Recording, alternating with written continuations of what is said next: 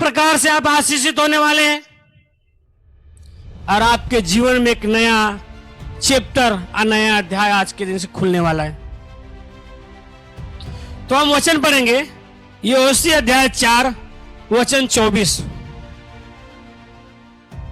यहोशू अध्याय 4 वचन 24। इसलिए कि पृथ्वी के सब देशों के लोग जान ले कि यहोवा का हाथ बलवंत है और तुम सर्वदा अपने परमेश्वर यहोवा का भय मानते रहो। हालेलुया। इसलिए कि पृथ्वी के सब देशों के लोग जान ले कि यहोवा का हाथ बलवंत है और तुम सर्वदा अपने परमेश्वर यहोवा का भय मानना। उस जिस परमेश्वर का हम भय मानते हैं उसका हाथ बलवंत है, वो सर्वशक्तिमान है, सर्वव्यापी, सर्वज्ञानी है। ऐसे परमेश्वर को,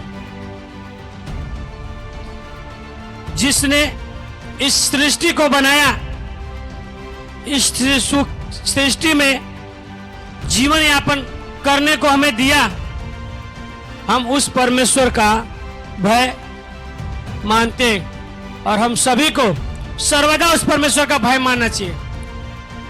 सर्वदा मतलब होता है हमेशा, कंटिन्यू हमें उस परमेश्वर का भय मानना है।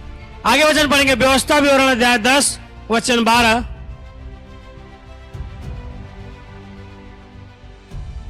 व्यवस्था विवरण अध्याय 10 वचन 12। और अब हे इस्राएल, तेरा परमेश्वर यहोवा तुझसे इसके सिवा और क्या चाहता है कि तू अपने परमेश्वर यहोवा का भय माने और उसके सारे मार्गों पर चले, उससे प्रेम रखे और अपने पूरे मन और अपने सारे प्राण से उसकी सेवा करे। हालेलुया। और अब हे इस्राएल सुन, तेरा परमेश्वर यहोवा तुझसे इसके सिवाय और क्या कहता है कि तू अपने परमेश्वर यहोवा का भय माने और उसके सारे मार्गों पर चले, उससे प्रेम रखे और अपने पूरे मन और अपने सारे प्राण से उसकी सेवा करे। हमारे बहुत बड़ी जिम्मेदारी है कि परमेश्वर का भय मानना है और अपने प्राणों से बढ़ के भी उसकी हमें सेवा करनी है, क्योंकि परमेश्वर की यही इच्छा है कि हम उसका भय माने। मुझे आज भी वो दिन याद है, सबसे पहले मैं जिस सभा में गया था, मुझे कुछ जानकारी नहीं थी कुछ बाइबल के बारे में। वहां पे सिखाया गया था परमेश्वर का भय। जब भाई ने बोला आज का टॉपिक है परमेश्वर का भय, तो मैं डर गया। मैं बोला कैसा परमेश्वर है जो अपने को डर और भय को बारे में बताता है, अपने को डर देता है, अपने को भय में रहने के लिए बोलता है। हमने तो सुना है कि हमारे पास, जिसके पास ऊपर वाला है उसको कोई डर नहीं है, मगर उसने ऐसा क्यों बोला कि तुम परमेश्वर का भय मानो। जब हमने पढ़ा तो जाना कि परमेश्वर के भय मानने से बहुत सारे फायदे हैं। इसलिए कहता है और यहोवा का भय माने और उसके सारे मार्गों पर चले, उससे प्रेम रखे और अपने पूरे मन और अपने सारे प्राण से उसकी सेवा करें। उसके मार्गों पर चले। ये मार्गों क्या है? उसका जो मार्ग है यीशु मसीह है, क्योंकि वचन कहता है मार्ग, सच्चाई और जीवन मैं ही हूं। उसने वो मार्ग बताया, स्वर्ग जाने का मार्ग बताया है जो यीशु मसीह में है। आप यीशु मसीह के द्वारा परमेश्वर का भय माने, क्योंकि हमने जाना है और समझा है कि यीशु ने भी परमेश्वर का भय मानते थे, क्योंकि जब उनको सूली पर चढ़ाने का समय आया उनके मनों में डर हुआ, क्योंकि वो शरीर में थे, तकलीफें उनको भी होनी थी। उन्होंने प्रार्थना किया, हे परमेश्वर, हो सके तो कटोरा मेरे आगे से टल जाए।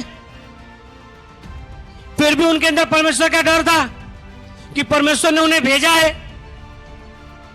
परमेश्वर की इच्छा थी, वो परमेश्वर की इच्छा पूरे करने के लिए आया है। विनती करने के बाद यीशु मसीह में वो डर आया। उसने कहा, हे परमेश्वर, मेरी नहीं वरन तेरी इच्छा हो पूरी हो। इसी प्रकार हमें परमेश्वर के डर और भय में जीना है, और हम उससे विनती और प्रार्थना करना है कि जो हमें वो देने वाला है, देने लायक है, वही देगा। हम उसके डर भय में रह के हम उससे कुछ भी नहीं मांग सकते, पर हम कह सकते हैं, परमेश्वर, हमने विनती और प्रार्थना तो किया, हो सके ये बुराई, ये तकलीफें मुझसे दूर हो जाए,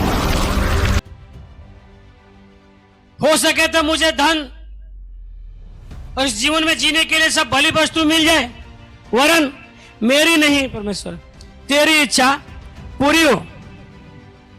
आगे वचन पढ़ेंगे हम लोग, 1 शमूएल अध्याय 12 वचन 24।